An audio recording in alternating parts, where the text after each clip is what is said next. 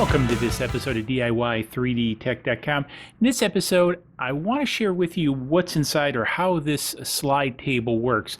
So in a prior video, we did an unboxing and I showed it to you because I'm building this low-cost mini mill, if you will.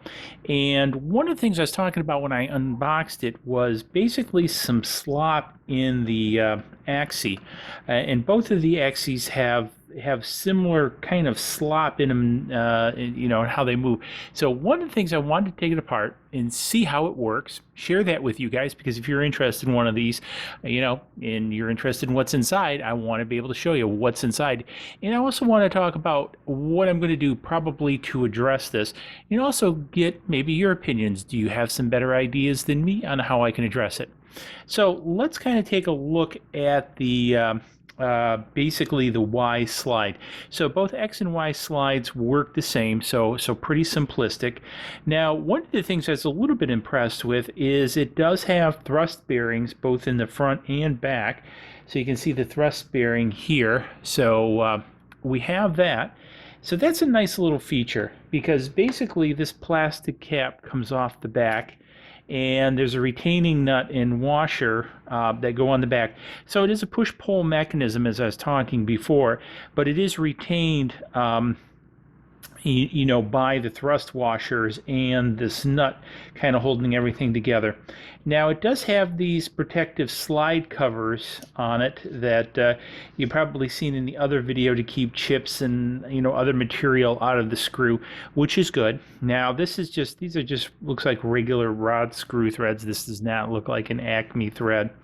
But one of the pieces, what it does is, for the backlash component, it's got this purported brass backlash nut, which isn't probably the best in the world. And the second thing is, it's just literally sits kind of loosely in this. So I'm going to lift this up, and you can actually see for the X table, but it's got this brass slug, and I don't know if you can see how much I'm moving it, but there is a lot of slop in this brass slug. So one of the things that I'm thinking about doing, and I'm looking for you guys' opinion on it, is I'm actually thinking about machining a piece of Delrin, either Delrin or nylon, and machining that down on the lathe and tapping it for this, because look at how much slop is in there. The second thing is that when this sits in here, there's actually slop within inside this piece. Now, I don't know if you can see it moving in there. So there's several thou of movement, pretty easy.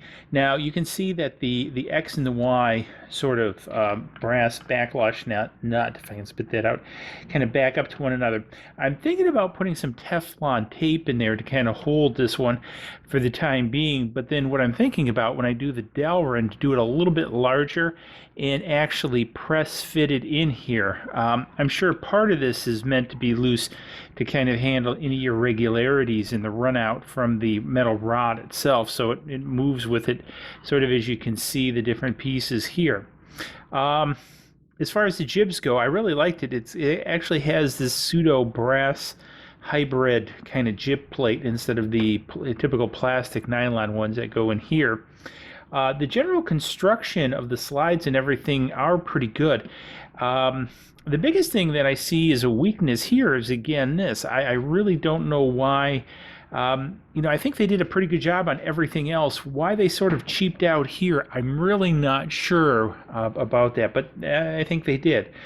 You know, it's definitely workable for like a drill press if you just want to position something, or if you want to mill something and you're good with going in one direction at a time and then kind of starting over and revert when you have to reverse direction. I think this will work.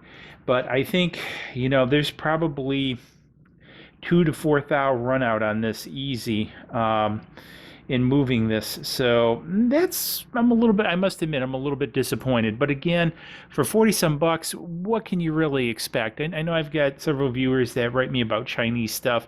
And the one thing is, when you buy Chinese stuff, you have to always factor in, it's not going to be perfect out of the box. That's why it's Chinese stuff, right? But I think it gives you the basis to build something that is pretty cool. In the way I kind of look at it, I think, this was like 30, $40 for this. I mean, really, I mean, how can you get the basics of this for 30, $40? I mean, I could not go out and buy the parts individually. So if I have to machine maybe a new backlash nut or something here, so be it. And, I mean, I have to take a bit of my time, but it's nothing that I cannot overcome.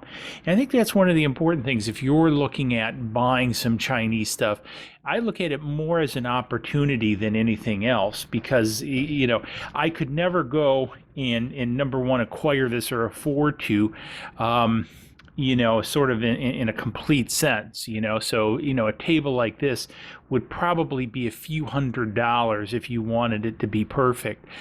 There is another version of this. I'll have a link down below, and I'll probably put a card or link up here or picture so you can see it. It's about 100 and some bucks, so it's about 3 times the money, but it looks like it's a far better quality. So maybe if you don't want to go this route, with redoing this backlash nut, or maybe this is enough tolerance for you. And I think maybe for most hobby things, it probably is okay. Then maybe you want to go with that one instead. But it is 3 times, I think 3 times the money, at least twice, if not 3 times the money anyway. So if you've been interested in buying one of these, now you can kind of see what's inside. Just to kind of, in closing, to take this handle off, the one thing is you got to remove this back screw to pull everything apart, because everything, again, it's push-pull.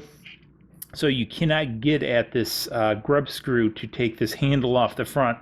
So again, if you're going to get it, you're going to take it apart. You just take a little regular screwdriver, pop this cover off, pull this nut off, undo the screws for the back plate. They come off. Here are the screws for that. And then you can undo these screws, and it just all pulls right apart. And the same thing goes for the Y-axis. Very simple stuff. You have these other self-tapping screws that go into the plate to hold the covers on. There's some real tiny black self-tapping screws that go into the cover piece that I've got off to the side to hold these sliding covers on. And then you have several bolts that go in the bottom to hold this on to this plate. And voila, that's it. So it's pretty simple, pretty straightforward. I think it's a reasonable value for 40 some bucks, but if the tolerances don't work for you, then you're going to have to expect to, do a little bit of machining in your own to fix this. The ones you get might be better than mine, because I think this is, just atypical poor Chinese quality control, because this seems to be way oversized for the threads. So anyways, hopefully you found it interesting and helpful. I'll, share this kind of stuff with you guys so you can make informed decisions. It's part of what this channel is about. If it did help you out, hey, please give it a big thumbs up. I appreciate it. Don't forget to be a subscriber. I put out regular content. If you have questions, ask them below. Swag Shop in the corner. And hey, we'll see you in the next video where we do something else cool. Cheers. Please click like below and subscribe to the channel to keep up to date on all